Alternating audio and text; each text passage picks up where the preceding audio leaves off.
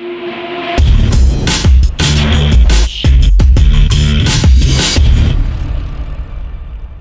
Robert. Great to see you again. Thanks so much for your time and joining me. Well, I'm just absolutely honored to have written this book, and I just thank you so much for the encouragement and actually the idea of this book, and why so many people go broke, why so many people suffer financially. And I think we talked about on Friday, it just couldn't be a better time for this book than right now. So, well, as Warren Buffett said, when the tide goes out, you find out who's swimming naked, and there's a lot of people swimming naked right now. And growing up in Hawaii, there was a lot of people naked in big houses, if you know what I mean. They had the big house, they was on credit, they had nice cars, and the kids in private schools. Absolutely. They should have been arrested for nudity. But they look rich. They look rich. Oh yeah, that's the first story in the book, is that exact example of what happened. You know, keeping up with the Joneses. Yeah. Problem is the Joneses are broke too. The book is timely, given this COVID stuff, and it's really the world economy that is in trouble. And if the world economy is in trouble, everybody's in trouble. So thank God I was prepared for it. I'm doing better than ever. But a lot of people aren't, especially if you're a restaurant owner, or you've got your whole life savings into your house or your business. I think you're toast right now.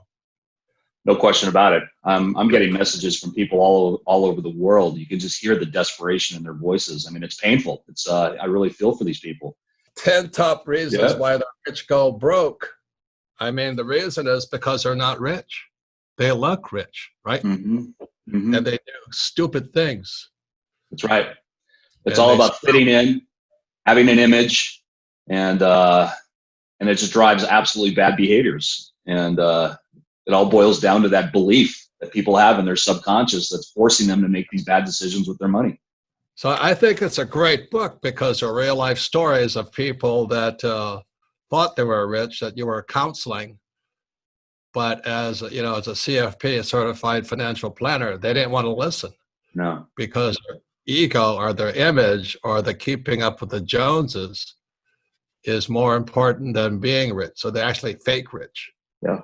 So anyway, it's a fantastic book. It's a great read. And as you say, sometimes it's better to learn from the mistakes of others. And this is 10 top mistakes that stupid people make. People who make a lot of money don't leverage their money or don't secure their money. No, it doesn't matter how much people make. I see it. If they're making this much, they're spending this much. If they're making this much, they're spending this much. It doesn't matter what the income level is or how great their job is. People are just out of control in their spending. It's worldwide.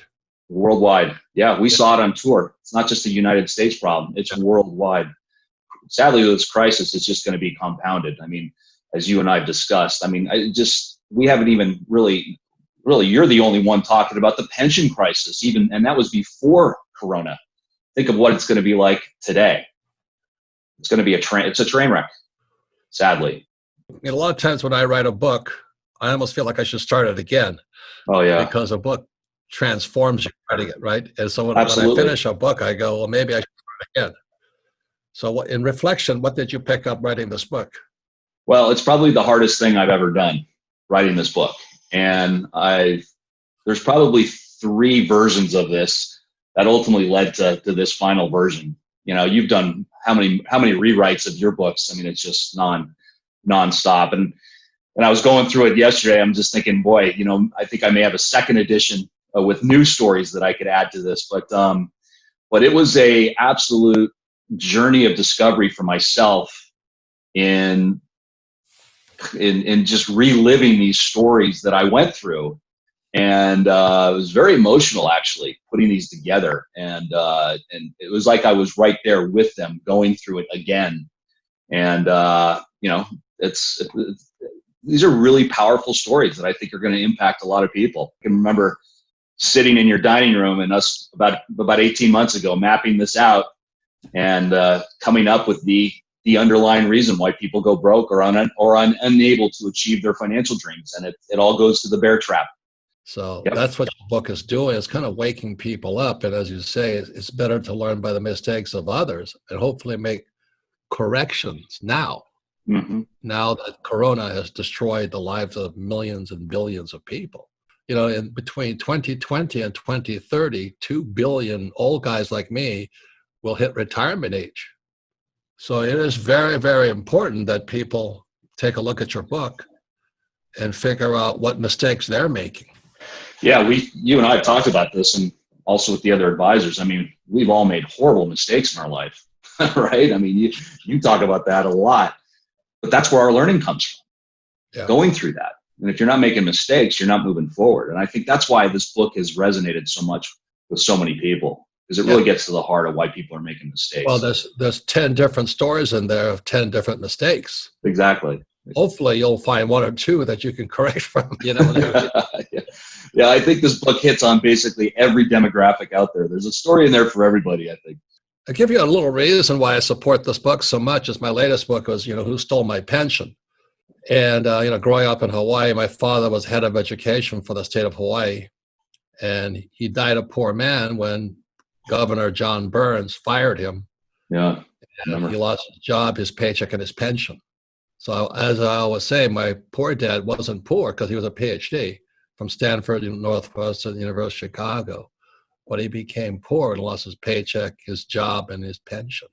Yeah. So it was really tragic, if not for a small stipend that he had set aside and Social Security and Medicare, he'd be dead. Yeah. And at the time, this was 1973. Yeah. I didn't have the money to take care of my dad. So it's going to be a major problem for many people because, their millennials are deep in debt with student loan debt. Mm-hmm. And if mommy and daddy or grandma and grandpa have to move in with them, it's going to be even more challenging. Yeah. So that's why your book, the 10 reasons why the rich go broke is important. So people can make corrections while they still have some health. Exactly. Well, that's why I wrote it. So I just want to wrap up and say thanks, Robert, so much. I really appreciate it. Hope you're doing well. And here's the book. I hope everyone goes out and picks up a copy. Let's get through this together. And Robert, I wish you all the best, and I look forward to seeing you very soon. Yeah, thank you. And the rest of you, learn from other people's mistakes. That's why I want to read this book. Thank you. That's what we say. Learning from people's success is smart, but learning from mistakes is genius. All right, Robert, take care. Thanks so much. Take care.